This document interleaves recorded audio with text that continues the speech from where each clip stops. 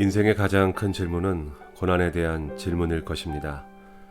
왜 내가 이런 고난을 겪어야 하는가? 왜 하필 내가? 라는 질문을 던져 보셨을 것입니다. 그만큼 우리 인생에는 예상치 못한 고난이 예고 없이 찾아옵니다. 성경은 고난 없는 삶을 약속하지 않습니다. 성경 속의 인물들을 보십시오. 그들은 고난 속을 살아간 자들이었습니다. 요셉, 욥, 다윗, 다니엘, 바울, 그리고 우리 예수님까지. 그들은 고난을 빼고는 설명할 수 없는 인생을 살았습니다. 그들에게는 고난이 있었습니다. 그 고난은 너무 엄청난 것들이었습니다. 남들이 당하지 않는 고난이었습니다. 그런데 그들은 그 고난을 이겨냈습니다. 이겼다는 것이 무엇일까요? 이 땅에서 성도의 이김은 무엇을 의미할까요? 요한계시록 2장 3장에 보면 소아시아 7교회에 보내는 말씀이 나옵니다. 그런데 각 교회에 대한 권면이 끝나는 부분에 반복되는 단어가 있습니다. 그것은 바로 이기는 자라는 표현입니다. 이 땅에서 이기는 자에게는 마지막 때에 천국을, 영생을, 하나님 나라를, 만국을 다스리는 권세를 주시겠다는 말씀이에요. 결국 이 땅에서 이기면 마지막에 보상하신다는 말씀입니다. 그런데 여기서 이긴다는 단어는 영어로 win이 아닙니다. 우리는 이긴다 하면 win을 먼저 생각해요.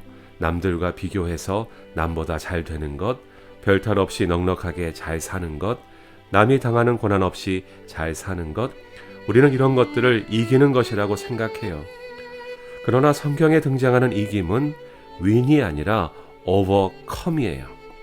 그것은 고난을 견뎌내는 것을 말하고 끝까지 인내하는 것을 말해요.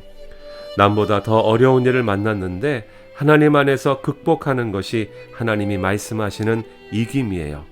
엄청난 시련을 만났는데 그리스도의 고난을 생각하며 잘 참아내는 것이 이김이에요. 때로는 죽음을 맞이하면서도 그 신앙을 지키는 것이 이김이에요. 남들이 겪지 않는 시련을 만나셨나요? 남들이 알면 깜짝 놀랄 고통의 사건을 마주하셨나요? 여러분은 진 것이 아닙니다. 결코 진 것이 아니에요. 그저 남다른 고난을 만난 것뿐이에요. 성경의 그 위대한 인물들처럼 말입니다. 오히려 지금부터가 진짜 승부의 시작입니다. 그리스도의 십자가의 고난을 생각하면서 인내함으로 오버컴 하는 것입니다. 고난을 탓하는 것이 아니라 고난을 극복하는 거예요. 여러분, 남과 비교해서 이기고 지는 것이 결정되는 것이 아닙니다.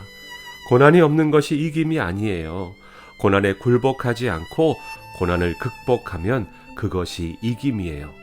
성도의 이김은 더 좋은 환경을 만나는 것이 아니라 어떤 환경도 그리스도 안에서 극복하는 것입니다. 더 고통스러운 사건을 만났다면 더 큰 이김을 경험하게 될 것입니다. 예수님이 걸어가신 그 고난의 길을 생각해 보십시오. 죄 없는 분이 당한 고통을 생각해 보세요. 배신, 손가락질, 억울함, 구타, 수치, 그리고 죽음까지. 그런데 예수님이 지신 것일까요? 아닙니다. 그분은 세상을 이기셨습니다.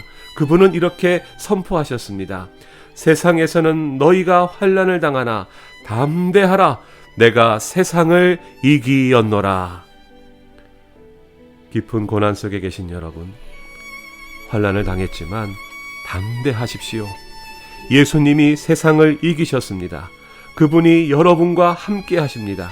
예수 그리스도와 함께 고통을 극복함으로 마지막 날 승리의 면류관을 쓰는 여러분 되시기를 주님의 이름으로 축복합니다. 감사합니다.